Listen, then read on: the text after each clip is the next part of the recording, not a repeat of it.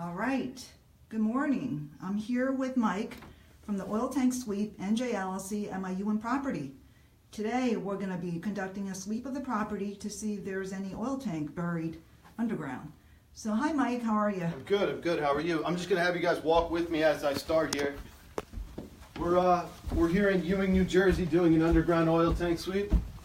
And I'm just going to start as I'm inspecting here, explaining why I'm here, why you have to do an oil tank sweep, why your lawyer, real estate agent told you had to come out here and get this done. New Jersey has specific laws on underground oil tanks. Now, when an oil tank is removed from underneath the ground, if it's leaking, it's very expensive to clean it up. Sometimes you can't even tell how much it's going to cost until you start digging. That's why your lawyer told you to get this done so you're not on the hook for $10, $15, $20,000 in a cleanup cost. So what are you looking for now, Mike? The furnace? Yeah, so when I'm starting an oil tank sweep, I come in, first thing I do is I take a look at the furnace. I'm looking for copper lines, usually 3/8 to 1/2 inch outside diameter, which differentiates it a little bit from a regular water line. If I could find one, I try to trace it out to the area outside, or maybe an above ground tank. Okay. Here in Ewing, there's no basement in this particular house. So we're up in the second floor right now. If you want to come in here and take a look. So you got your hot water heater. Okay. You got forced hot air. I'm not seeing any lines. Okay. I'm not seeing any signs of oil. Okay. I can show you where the furnace is. It's actually on the first floor. Okay. We'll go Okay. to All right, so nothing up here.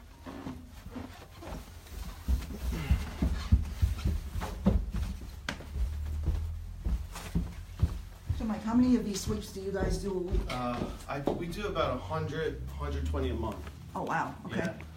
Here, we're locating the furnace, which is right here. All right. So if you can see right here, you have your gas line going into the furnace. Okay. And then I'm looking in and around the concrete. Sometimes you'll see little lines poking up. Okay. Let's see what we got here.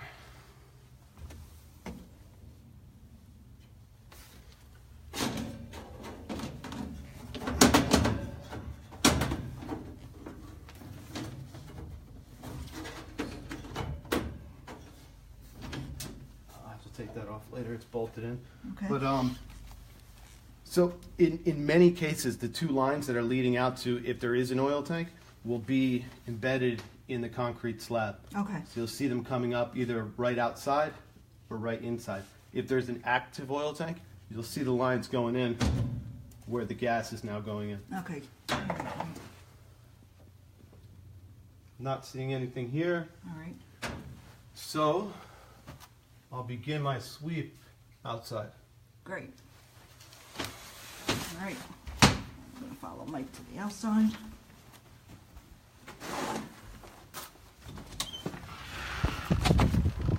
Can you tell us a little bit about, look at this detector. What kind of detector is that, and why is that different than a typical metal detector? Okay, so this is the Fisher TW6 magnetic locator. Your regular metal detector, it's not going to be effective for an oil tank sweep. This reaches down to about 10 feet underneath the ground. Okay. These two boxes originally used for a cable and pipe locator. You can take them off of this pole, attach one end to a pipe, and trace that pipe up to 100 yards. Now when you add this pole in between, it's just the right distance apart to pick up on large underground masses. It Okay. won't send you on a wild goose chase Sure. with small lines in the yard. Okay. Now this is a little bit of an older model, but it's still the standard Okay. for oil tank sweeps. All right. Now, does it actually, obviously, detect anything below driveways and concrete blocks? It does. Now the TW6 magnetic locator is about 30% of the tools you need to do an oil tank sweep. Okay. The other 70% is experience and knowledge. Sure. If you don't, and you haven't done an oil tank removal, it's very hard to do an oil tank sweep because this thing will pick up on metal underneath the ground. But if you don't know the extenuating factors, 30 feet from the furnace, usually 4 by 6, could be an abandoned tank with sand cutting the top and that'll not pick up during that area. Okay. All these factors come into play that you got to have experience to be able to detect. Sure. How long have you been in the business? This has been my life. You know, I started when I was probably early 20s, and I started out with a company, a guy, an old timer. He had taught me really well, and then I noticed that a lot of oil tank removal companies were just.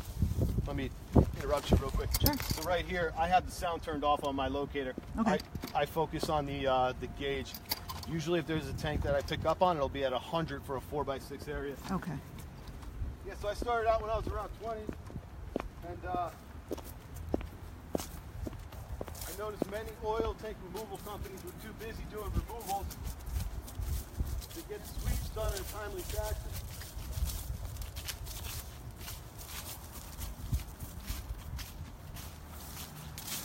So I started a company that just specializes in oil tank sweeps. And does your company do removal as well? We have a separate section of the company that does the removals. We have a dedicated team that just does.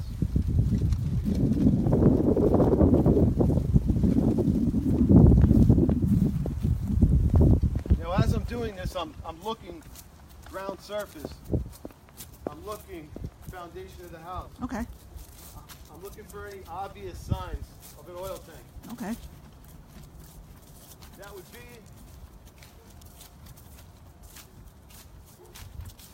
an obvious sign of an oil tank would be a vent pipe, Okay. a fill pipe, which are both unique. Okay, so right here I got an area that I'm hitting at about 100. But it's not large enough of an area to be an oil tank. What could that be possibly sometimes that you guys have seen? Possibly a larger drain line, Okay. possibly a drainage pit, something of the sort. So how do you know if something is more definitive? Is it by the size of the area? It's experience, you know, after you remove so many tanks and you go over so many tanks with the magnetic locator, you get an idea for the size and how the machine reacts, and you know the factors. Like this area right here, a little too far away to pull from the furnace. Now if that furnace was pulling a tank out here, the burner on the furnace would have been gone a long time ago. All right.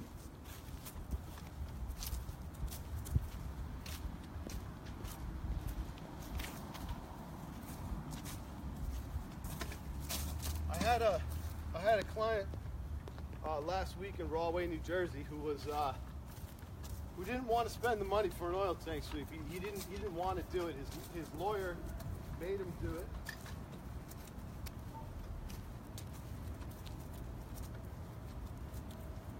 And don't tell me you guys found something. We found not one, we found two. Oh. We found 2,000-gallon tanks. If they're both leaking, he bought that property, he would have looked at probably somewhere close to $40,000 in.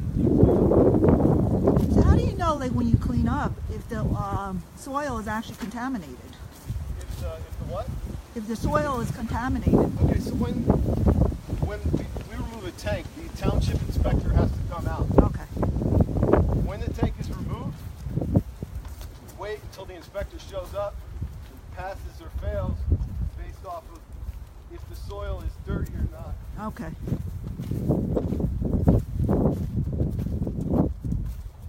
Now their typical way of, the standard way of determining whether it's dirty or not for an inspector is to maybe smell it. You know, you'll smell it as soon as you lift that tank up. Now the more scientific way of doing it is there's a machine called a PID. Mm-hmm. It's called a photo ionization detector. Right. What it is it reads the vapors of the soil. Okay. See that right here, I'll pick up, but it'll jump. You'll get a short flash because of the rebar in the concrete. Okay. Now, if there was a tank underneath here, Okay. which sometimes I come across, it would be solid throughout for 4x6. Okay, got it.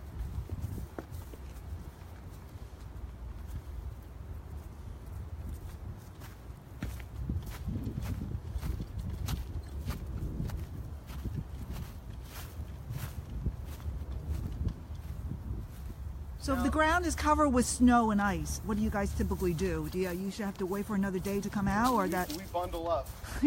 So that shouldn't be an issue. Yeah. Thank goodness. We've had a. We bundle up, and then usually what I do before I step out in the snow and the ice is, one, I turn the machine up so that the area right that the snow is covering, I make up for in the distance.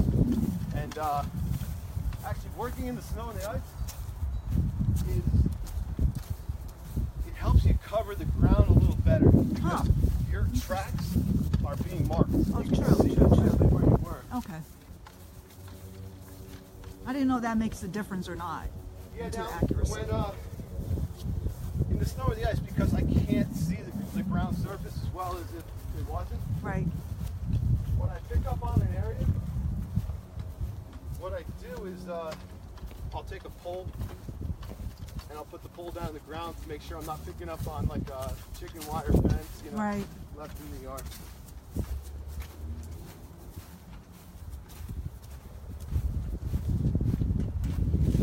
Oh, good.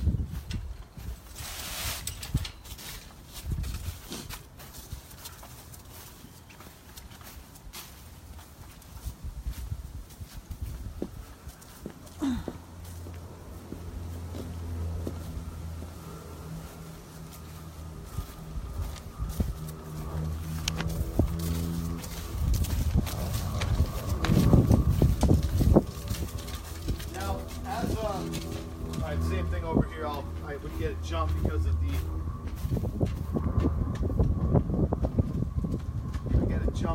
the rebar in the concrete. Okay. Now, as an investor or a home buyer, I get the question and I get the response that it's a new house, brand new house. There can't be any oil tanks here. They never put it in the ground. And I'll go out to these properties in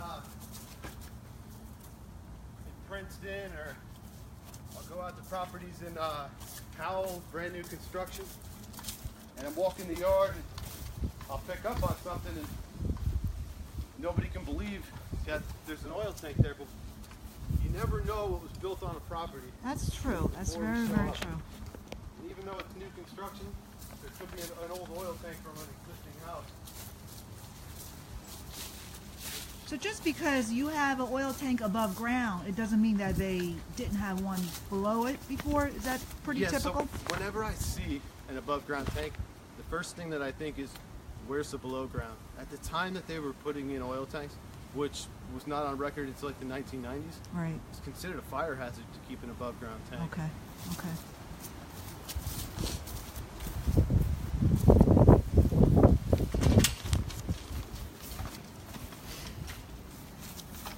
If you look out of my truck over there, that's Curtis, the oil tank sniffing dog. I didn't see the dog. He's so quiet. He's part bloodhound, Yeah. and he is in training to sniff for. Wow, that is cool. In the military they have the explosive detection. They go up to 40 feet below ground. Right. I said, why not do it with oil? That is awesome.